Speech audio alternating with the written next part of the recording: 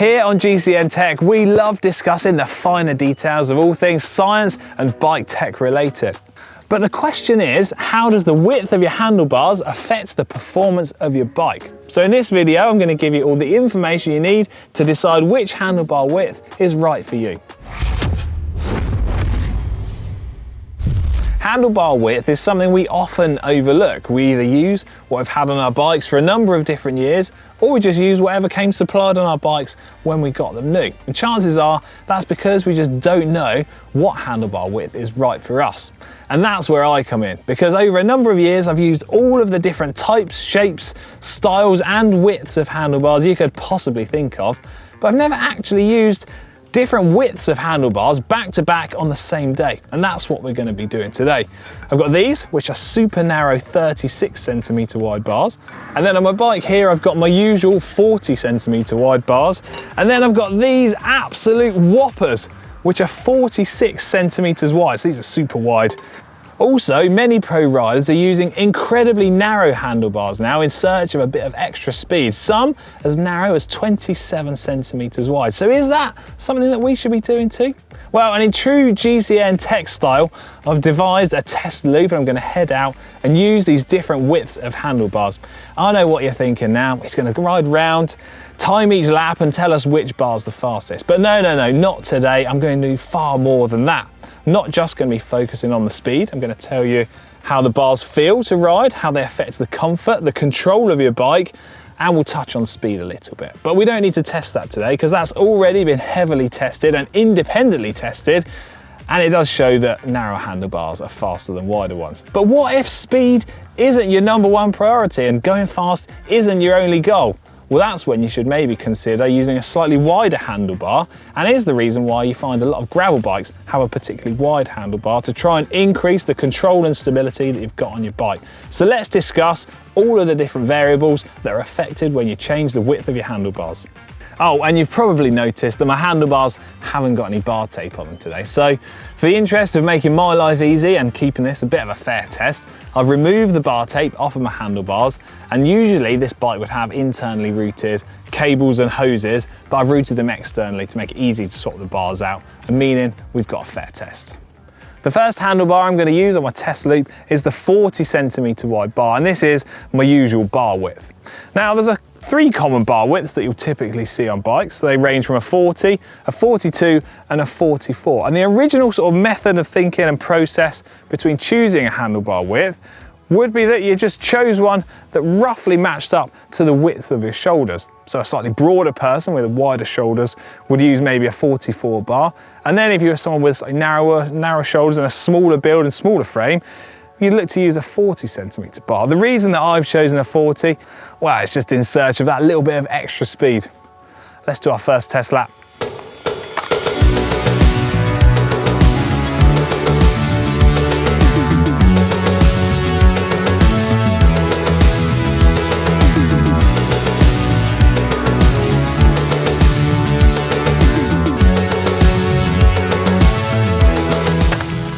Oh, that's the 40cm bar done and dusted, which is my normal handlebar, so of course I quite like it. But it's not about me. We need to get the 36s on, see what they're like, and then I'll report back for that.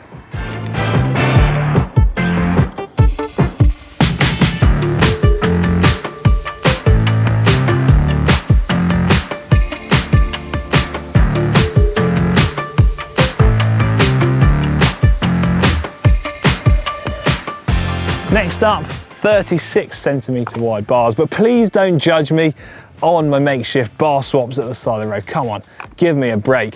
Now, the thinking behind using these narrow handlebars would be if you had particularly narrow shoulders to try and get a nice bar that fits nicely. You've got a sort of straighter arm matching up with your shoulders. But more recently, people have been using narrow handlebars to try and gain a speed and aerodynamic advantage.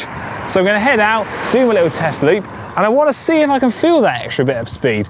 But crucially, something that I also want to be mindful of is to see if there are any drawbacks when using this narrow handlebar in regards to comfort, stability, and also the control of the bike. Because that's important, not only to me, but to everyone at home as well. We all want to feel safe and in control of our bikes. So let's head out and see what we've got.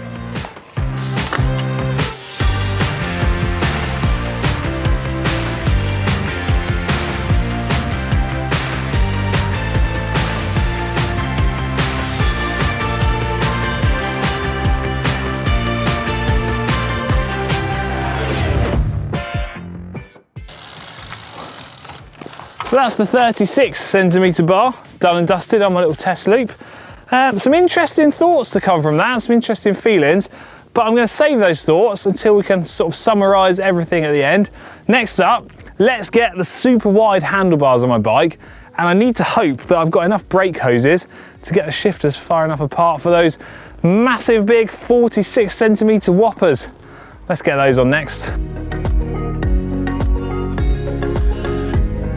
Up next, 46cm whoppers. I mean, look at the size of these things. Let's head out and get to it. See ya.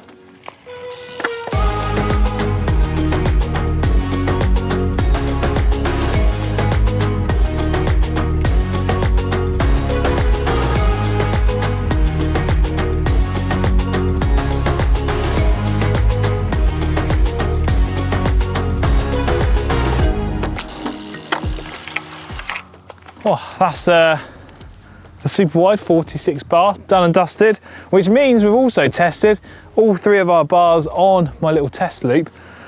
Oh, so I need to catch my breath and let's discuss my findings. To discuss and summarise the results of my findings, I've come to sit in what we formally call the official GCN results chair.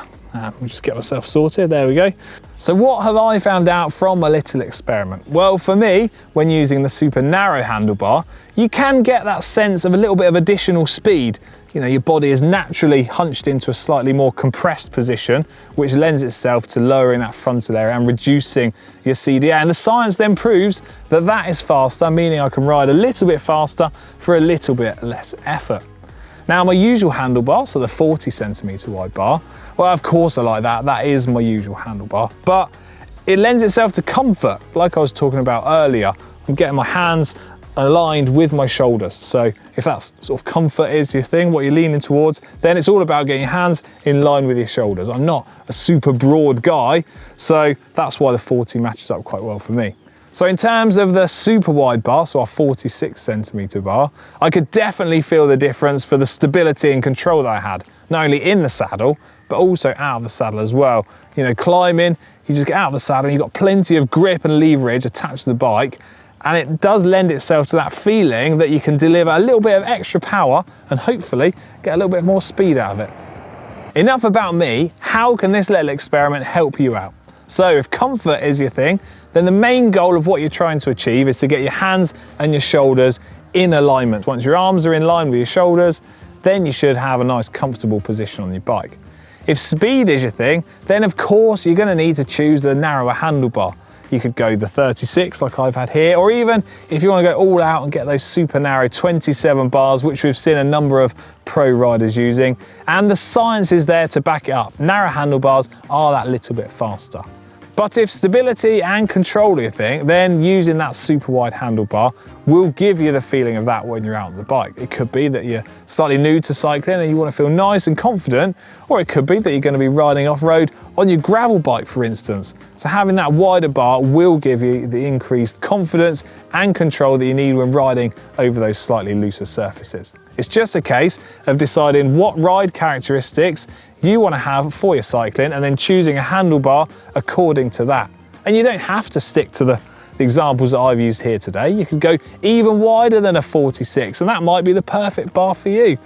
Not only looking at the widths of handlebar, there's a whole host of other characteristics to take into account. You've got the shape of the handlebar, you've got aerodynamic handlebars, you've got anatomic, so they've got a slightly different curve on the drop here. You've got a deep drop handlebar, a shallow drop handlebar, you've got bar and stem combos, you've got different bar materials. There's loads to choose from, but the width is one of the first characteristics you should look to focus off and then refine it later on. So there you have it, some helpful information to help guide you towards choosing the correct width bar to suit your riding style and riding preferences. I hope you enjoyed this video, and if you have, give it a big thumbs up. And why not let me know in the comments section which width of handlebar you prefer to ride. Oh, and don't forget to subscribe to GCN Tech and hit the bell icon to be notified when we release more sick vids. See ya!